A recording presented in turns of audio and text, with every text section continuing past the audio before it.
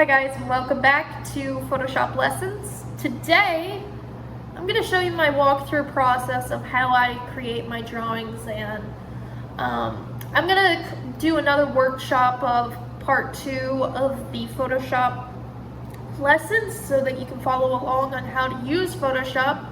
So if you're interested in that, you can click the description down below, or at the end card of this video you will see the tutorials on how to use Photoshop if you're brand new to it.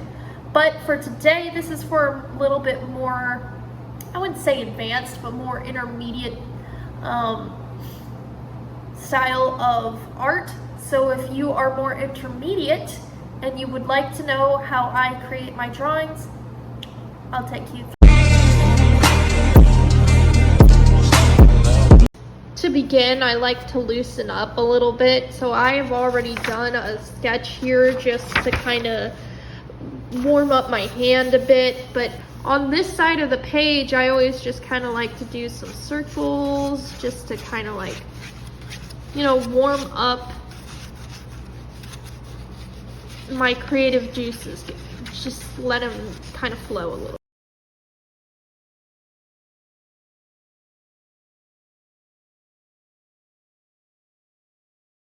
Starts with basic shapes.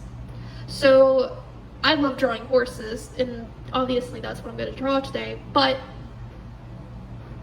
it really doesn't matter what you're going to draw. If you're going to draw a portrait, it all starts with basic shapes. If you're going to draw, say, a nature scene or something of that sort, it starts with shapes, values, and lighting.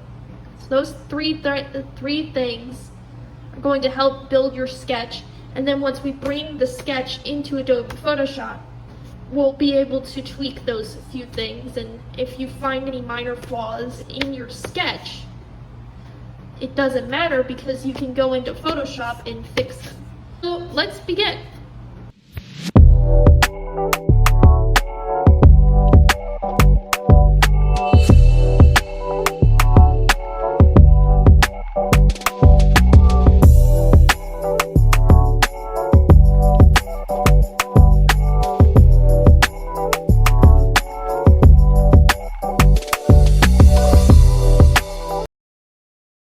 Alright, so as you can see, I have my sketch pulled up here. What I'm going to do is I'm going to download it. It's going to go into my files. I'm going to come into my Photoshop. I'm going to hit new file. And we're going to do a 5x7 on the horizontal. I'm going to hit file, place embedded. I'm going to go to my computer, my file into my laptop here onto Photoshop. And as you can see, it's not the greatest condition in the whole world. So what we're going to do is we're going to go to layers. We're going to name this. We're going to name it sketch. All right. And then I'm going to put the opacity down quite significantly. Just enough to where I can see my pencil marks, but not too much. Then what I'm going to do is extract the original file of the original reference photo into my Photoshop document as well. Alright, now I've got this set into my Photoshop. That way I can see what I'm working with. I'm just going to do a quick clipping mask to get rid of the rest of this because I don't want to draw the jumps and everything. I just want the horse. And then I'll be right back.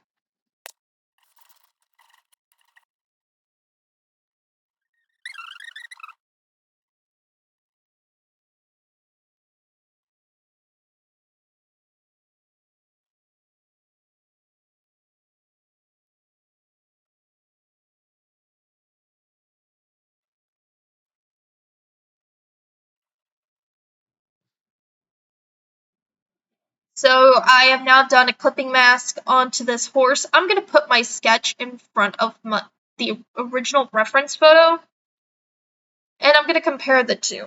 So this is something I like to do in most of my drawings. I like to size the original photo to my drawing, and as you can see, the angle is off quite a bit, quite significantly. And I'm going to give myself some grace because, again, when we're looking at things in our mind versus when we're looking at things in reality, things are going to look different. So when you look at your sketches versus the original photo, that's okay. And there might be elements that, all right?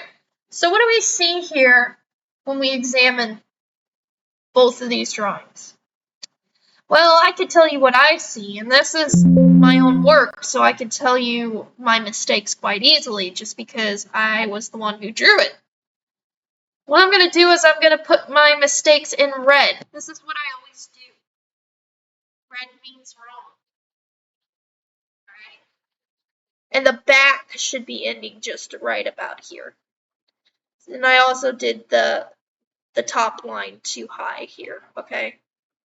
The stomach is just a little short shy.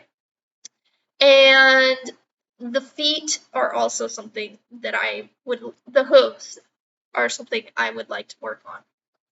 So I have some problem areas with the feet, the hooves, with the proportion. So all of this needs to go just because that's not proportionate to the rest of the body. The head should be about here-ish, okay? And the neck should be about just a slight couple degrees off there. Not exactly correct. So now what I'm going to do is I'm going to take my original image and my mistakes. I'm going to put this mistakes. And I'm going to take my original image and I'm going to come in here and make a new layer. All right. And I'm going to do blue this time.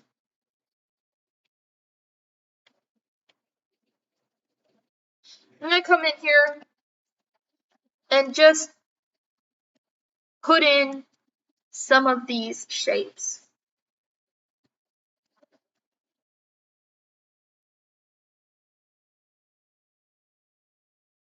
Okay? So we're getting some of these shapes properly from the image.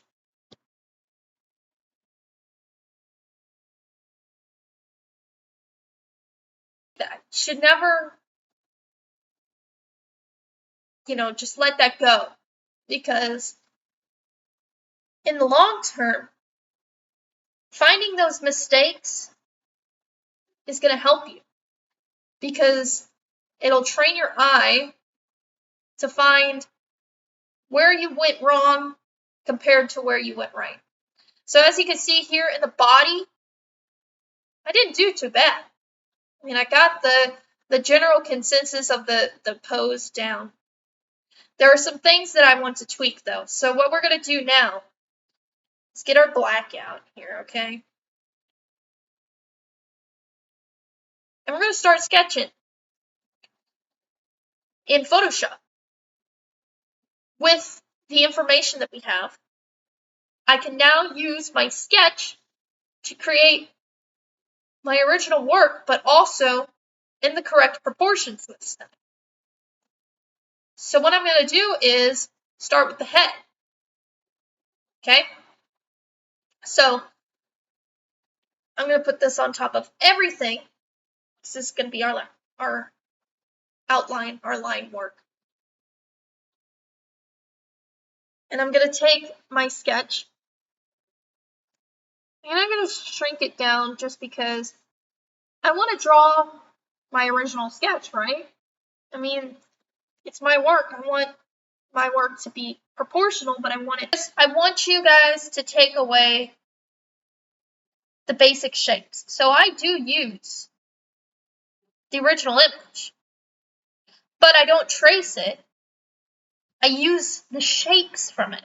So if you use the shapes from it and you use your original sketching here in your other sketch, you're able to create a better drawing. So we have a horse. Ladies and gentlemen, we have a horse.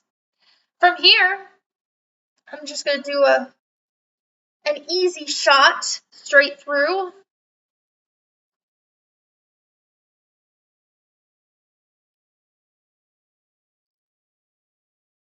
I'm going to pull my image down just because I feel like we got the basic shape here. And I'm also going to bring up the opacity on my sketch. And I'm going to use these two in tandem. But right now, I really don't need my sketch just because I already used it to help me with getting this form.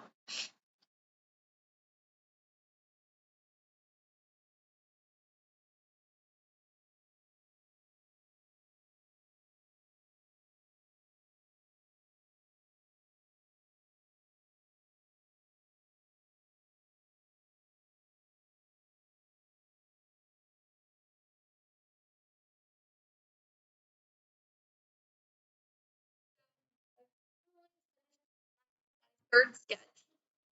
So as you can see, we've got progression from, let me turn this off, our first sketch, our second sketch, which I gotta turn the opacity up on, our second sketch, and then our final revision, all right? And I've made it bigger so that it fits more proportionally onto the page. But this shows progression, right? And like I said, I do use the reference photo quite frequently. And as you can see, I had grids on. The way you turn on grids is if you go to View, Show, Grid. All right, that you can also do Control plus the apostrophe. I'm just now learning that too. Okay, so that was how I brought up to get to this point. And like I said, I used the reference photo and my sketch, and I used the mistakes in the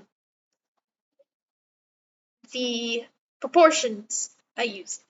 All of those things contributed to making this sketch and making this sketch better than the one that I had before and the one that I had before that.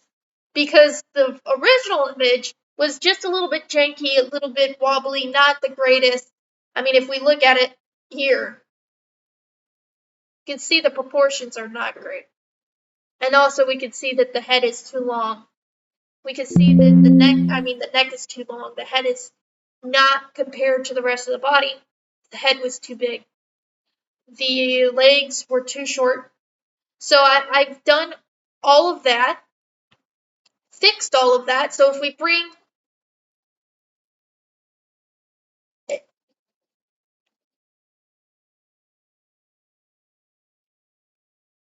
So if I move my sketch here compared to the original picture, we can still see that this is an original art piece. And we can still see that there are flaws and mistakes. But we can also see that this was a work that has not been traced, because if I traced this image, it would have been a lot easier. And if you are a new beginner artist, I do honestly suggest tracing images at first, but not in the way that you would expect. You probably saw when I was working through this image, I was pulling out the different shapes within this drawing that I was finding more difficult. So kind of like this area in the hindquarters here, where I found this almost 90-degree angle that the horse has in its flexion here, was kind of difficult for me. And I really had to pull my geometry together to try and find the correct flexion here, okay? And sometimes your eye can't physically do that, so it's easier to use the reference image and use those shapes that are already in the original image to create this. Now, some people like to draw from their mind, and that's really, really helpful if you are trying to create something completely original. Okay, so say I wanted to draw this horse, but I didn't want to use this particular reference image, but I have a combination of multiple images to create this. That's great, but you have to be a pretty advanced artist to be able to pull that off. So in the intermediate / beginner realm, I would suggest using a reference image and then trying to the best of your ability, replicate that without having to go and trace by line on this horse or whatever you're trying to draw. Because let's be honest, if you trace the image, you're not really learning anything. You're not training your mind to find the different shapes an image holds. So as you can see, we use quite a few different techniques to create this sketch. And I also want you guys to know that it takes time and it takes dedication and it takes years of practice to get to this level, okay? To get to anywhere near this. And this is not perfect by any means. This is just a sketch, okay? We haven't even gotten into flat color and coloring and all of that stuff. But I just want you to know that if it doesn't automatically look exactly like your reference image, that's okay. Because everyone has to start somewhere, and it takes a long time to even get to a spot where you're even remotely happy with it. I mean, it took me years to get to here, okay? So with that, I think I'm probably going to end this video here, and then I will create the next video on our Photoshop techniques so that we can get into the next part of this image, which would be how to color, how to use light, how to use depth, how to use shading. All of those things will be later on. Okay, so what did we use? If you watched episode 1 on Beginner's Guide to Photoshop, I want you to think about what we used to create this, okay? So we used place embedded. We placed the image that we found, right? That was number 1. We used our sketch. We got our original reference photo. We placed embedded that. Then we did a clipping mask to get rid of the rest of the image so that it's just the horse, so we can focus on the shapes of just the horse and not the background and the jumps and everything like that. Then it was mainly just artistic technique, right? So learning how to draw shape, learning how to use grids, learning how to use different techniques in order to create this image. And if you're interested in knowing the brush that I used for this and the brush pack, I am not sure where I found it, but I like using this Harme Traditional Set CC 2018 pack. They have some really, really great brushes in this. I use it all the time. Okay, this is my main sketch brush. This Darham sketch brush. It's really flawless. I like how it's almost like if I'm using a real pencil. I like the control that it gives me. I like the pressure that you can use in the way that the brush flows. Opacity on our layers tab, which is going to do the opacity only the whole drawing that you did, right? So we can bring up the opacity of something, bring down the opacity of something. If I don't want this horse to be here, I can put it at 5%, 0%, 100%, okay? That's opacity. And then grids Control apostrophe helps you to see where everything is lined up at. Okay? And that's actually very helpful in creating your image, because you can actually see where you're laying down things proportionate to the original drawing. I know that this video has been really, really long, and that's only just to get this. However, I wanted to teach you guys step by step my process in creating an image, because when we get into part 2 of the actual guide to Photoshop, I want you guys to take what I've taught you and apply it into your artwork, because I want you to be able to draw and create dynamic images, because that's the reason you bought Photoshop in the first place, unless you're doing photo manipulation, which I told you we were going to get into in lesson 2, which I'm not in lesson 2 yet. This is just an extra video I wanted to throw in there on top of lesson 1, so that we can really just focus in on those basic things that I taught you the first time. Then, once we get into lesson 2, I'm going to take the stuff that we learned in lesson 2, and we're going to do another part of this particular drawing, and I'm going to show you how I do the coloring to that, and show you the techniques that we learned in lesson 2, so on and so forth. So that way you guys can really understand the dynamics of Photoshop, the way that you would use it. Thank you guys so much for watching. If you like this video, you can subscribe. I make videos every time I feel like it, and considering the support you guys have been giving me, I've been wanting to make videos, and I actually really enjoy this. I like filming these when I have downtime, and it helps me to get to know you guys a little bit better, what you like, what you don't like. And you guys really like horses, so that's why I drew this horse today.